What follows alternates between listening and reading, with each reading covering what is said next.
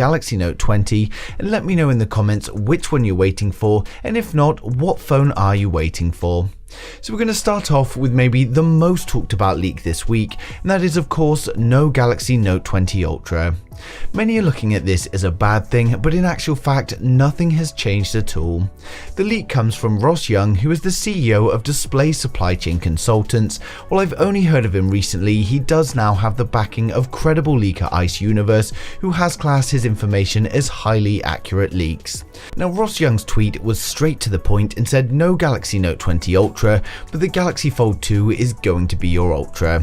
While many have been quick to be disappointed, nothing has actually changed. We saw an Ultra model in the S range, but we have to remember there were 3 variants released. With the Note we had 2 last year, and we'll be getting 2 again, which is of course going to be the Samsung Galaxy Note 20 and the Galaxy Note 20 Plus. The naming of the devices make no difference to the specs, so there's really nothing to worry about. We've also had more leaks from Ross about the Galaxy Note 20, and it's set to have the best display ever. The Galaxy Note 20 is reported to have a 120Hz high-resolution OLED display that also uses much lower power to save on battery. Unfortunately, this is also an area where we have some good news and some bad. If we start with the standard Galaxy Note 20, and this is of course the smaller model, Ross advised that the Galaxy Note 20 is going to come with a 6.42-inch display, which is actually a little jump up from its predecessor's 6.3. The Samsung Galaxy Note 20 has a resolution of 2345 by 1084 and an aspect ratio of 19.5 by 9. This gives us a high quality display with 404 pixels per inch, and Ross advised that it is going to be LTPO. For those that don't know, LTPO stands for low temperature polycrystalline oxide, and it's essentially a display that uses less power than the traditional methods. While Ross originally advised us that it would be a 120Hz LTPO display, he's now backtracked a little and states while the Galaxy Note 20 Plus will have this technology, the Note 20 is only going to have a 60Hz LTPS display. LTPS is a low temperature polycrystalline silicon and cheaper to produce than the LTPO. So while that may be bad news for some, when it comes to the Galaxy Note 20 Plus, all we've got for you is good news. To start with, those who like bigger displays are going to be happy as the screen size is going to be 6.87 inches, which is slightly up from its predecessor's 6.8. For those that don't want the phone to be any bigger, we have to remember that the Galaxy Note 20 bezels should also be smaller, so the overall size could be very similar. The Galaxy Note 20 Plus's 6.87-inch display is going to have a resolution of 3096 by 1444 and an aspect ratio of 19.3 by 9, which gives us 497 pixels per inch. It's going to be a 120Hz LTPO OLED display, and it's going to have a variable refresh rate, meaning it can drop to 60Hz when not required. Then when using an app that supports high refresh rates, it can ramp it up to 120Hz. This feature, along with the LTPO display, should help increase the battery performance. Many are of course pitting it as the competition with the new iPhone, saying its display will have to be better. Now we all know Apple will market theirs as the best and new technology, but I would like to think that the Note 20 Plus will of course have the better display. Of course, Samsung is manufacturing the displays for the premium iPhones, but that doesn't necessarily mean they will be better. Samsung displays are a separate business to Samsung Electronics, so they won't lose out on profit to ensure the Note 20 is better, but given that the Note 20 is the most premium of Samsung's range, then we hope they do use the best display they have. As many of you know though, the Note is actually my favourite smartphone from Samsung, and while I don't always purchase one, I do always want it. This year we're going to see improved displays, batteries, hardware and camera, and we haven't got much longer to wait until it's fully unveiled. We're going to run through all of the specs of the Samsung Galaxy Note 20 and the Note 20 Plus, but for my regular viewers you would have already seen it, so I just use switch off now. If you're new here, then don't forget to hit subscribe and we'll get right into it. Of course, the Samsung Galaxy Note 20 is going to be an incredible smartphone, and actually one of my favourite releases this year. We'll likely see improved design, display, cameras and more, but for anyone who's missed my previous videos, we're going to quickly run through what we can expect. For my regular viewers, you would have already seen this, so just switch off now, but for anyone new here, we're going to run through everything we know so far about the Samsung Galaxy Note 20. While the Note was always much bigger than the S range in the past, things have been changing lately, so it's going to be interesting to see what screen sizes we get with the Galaxy Note 20. Last year we had the Note in two sizes, which was 6.3 inch and 6.8 inch displays. We then had a light model come later with a 6.7 inch display.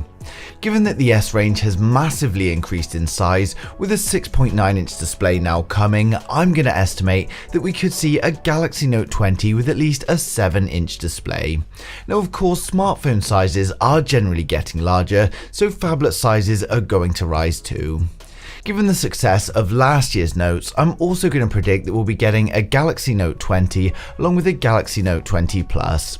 We haven't had any solid leaks or information when it comes to displays, but I'm going to predict a 6.5 inch display on the Galaxy Note 20 and a 7 inch display on the Galaxy Note 20 Plus. I'm expecting both models to be 1440 by 3200 resolution, and that will be a 120Hz dynamic AMOLED display. We're no doubt going to see an in-display fingerprint scanner along with Gorilla Glass 6 for protection.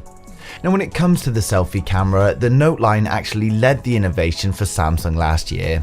It's going to be interesting to see whether they stick with the punch hole camera top center, or if the Galaxy Note 20 comes with a new design altogether. Many are curious whether in-display cameras are going to be available for consumers and when Samsung have this technology ready. My guess would be introducing it on the Note line, but unfortunately the Samsung Galaxy Note 20 is probably a little bit too early for this tech, and it's likely going to be something we see in 2021. When it comes to the rear of the Samsung Galaxy Note 11, or the Galaxy Note 20 as it may be called, I've got no doubts that we're going to see a rectangular camera housing. Samsung have stuck with this across their mid-range and their flagships this year, so the Note 20 should be no different. Samsung have also been getting a lot more adventurous with their cameras, so I'm going to predict that we'll get a 108 megapixel ISOCELL sensor with pixel binning technology. We'll get a periscope lens with some incredible zoom capabilities, we'll get an ultra wide angle for those wide shots, and we'll also get a 3D time of flight depth sensor. We'll also no doubt see better camera sensors on the Samsung Galaxy Note 20 Plus compared to the standard Note 20. In the hardware department, we know the Galaxy Note 20 is going to be powered by the Snapdragon 865 in North America and the Exynos 990 globally. We'll see up to 512 gigs of internal storage with up to 16 gigabytes of RAM, and it will of course be expandable with a micro SD card. Given the larger size, the Galaxy Note 20 Plus is expected to have a battery capacity of 5,200 mAh, while the Galaxy Note 20 is going to be around 4,300. Of course, both Galaxy Note 20s are going to be running Android 10 in the form of One UI 2, and it will be IP68 water resistant. The Galaxy Note 20 is expected to come with stereo speakers and no 3.5mm headphone jack, and most importantly for Note fans, it will be coming with the much loved S Pen using Bluetooth 5. We haven't had any leaks on the upcoming S Pen, but it's no doubt going to be more refined with new hardware and software features. The Galaxy Note 20 is set to be an incredible device, and judging by recent years, we can expect the Galaxy Note 20 to launch at the start of August 2020 and release towards the end of the month. When it comes to pricing, it will of course be an expensive device. Prices are expected to start at about $1,100 to $1,200 for the standard Note 20 and around $1,400 to $1,500 for the Galaxy Note 20 Plus, or Galaxy Note 20 Ultra as it may also be called. Given the success of this year's Lite models, it's also likely that we'll get a Samsung Galaxy Note 20 Lite released further down the line. It's a great time to be a Samsung fan with so many phones being released by the company. We've got a huge selection in the A range, the premium S and the Note line, on top of the Galaxy Fold and the Galaxy Z Flip phone. Now I have to say the Z Flip phone is the only one that doesn't really excite me, but that's just because I see it as a little bit unnecessary. It's sort of trying to solve a problem that isn't really there in the first place and being overcomplicated for very little reason. Of course that's just my opinion though, and I'm sure it will be a successful phone being priced much lower than the Fold. Of course, that's all the information and estimates we have today, but as soon as any solid information comes to light, I'll be sharing with you guys straight away. But I just wanted to give you my estimations along with these stunning renders that concept artists have already brought together. As always though, I'd like to know your guys' thoughts in the comments. Who out there is waiting for the Samsung Galaxy Note 20? Are you waiting for the Note 20 or the Note 20 Plus? And what do you think of having no Ultra model on the Note? But thanks for watching the video. If you